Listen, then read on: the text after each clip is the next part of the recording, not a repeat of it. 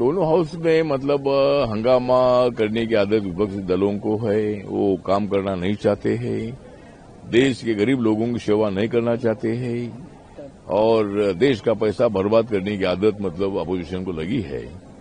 आज मतलब पूरा तय हुआ था कि जो ऑनरेबल स्पीकर जी है ओम बिरला जी, तो उनके खिलाफ इनका जो विश्वास प्रस्ताव था, तो उसको सरकार ने, सत्ता पक्ष ने स्वीकारा था और उस पर चर्चा के लिए मतलब सहमति दे दी थी। तो आज उसकी चर्चा होने वाली थी, लेकिन आज युद्ध के संबंध में जो अमेरिका, इस्राएल और ईरान का युद्ध चल रहा है, उसको सामने रखकर उस पर चर्चा होनी चाहिए। इसी तरह की भूमिका रखने का प्रयत्न उनके तरफ हो रहा था, ये अच्छी बात नहीं है। अविश्वास प्रस्ताव पर सरकार ने सहमति दर्शाई थी, तो उस पर चर्चा करने की आवश्यकता थी, लेकिन चर्चा से भाग रहे हैं और अभी युद्ध के बारे में चर्चा हो ऐसा बोल रहे हैं। लेकिन मुझे लगता है कि इस युद्ध के बारे में हाउस में चर्चा होने की आवश्यकता इसलिए नहीं है, जब ऐसा कोई इंसिडेंट होता है तो अपने सरकार को अपनी भूमिका रखने का अधिकार होता है। तो जो युद्ध हो रहा है, इस युद्ध के बारे में माननीय नरेंद्र मोदी जी और हमारे सरकार की भूमिका ये है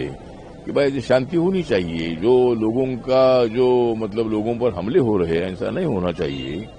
दोनों तरफ से भी मुझे लगता है कि शांति के माध्यम से आगे बढ़ना चाहिए, कोई उसमें चर्चा होनी चाहिए, संवाद होना चाहिए और युद्ध रुकना चाहिए। ये अपने भारत की भूमिका है और ये माननीय जयशंकर जी ने पूरे देश के सामने लोकसभा, राज्यसभा में ये बात बताई है। तो मुझे लगता है उस पर अभी बोल रहे हैं कि भाई युद्ध के बारे में चर्चा करो, तो युद्ध के बारे में चर्चा करने की बिल्कुल आवश्यकता नहीं है।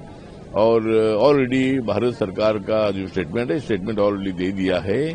तो मुझे लगता है कि ऐसा इसी तरह का अपने भूमिका से भागना ठीक नहीं है और युद्ध के बारे में चर्चा की बिल्कुल आवश्यकता नहीं है। लेकिन ओम बिरला जी के बारे में, स्पीकर के बारे में सरकार चर्चा के लिए तैयार है।